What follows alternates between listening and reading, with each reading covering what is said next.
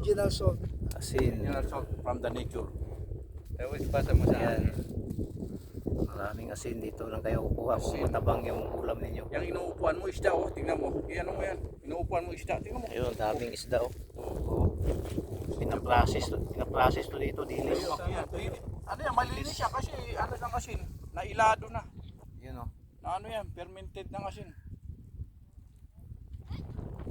Isama mo na dito yung ano natin.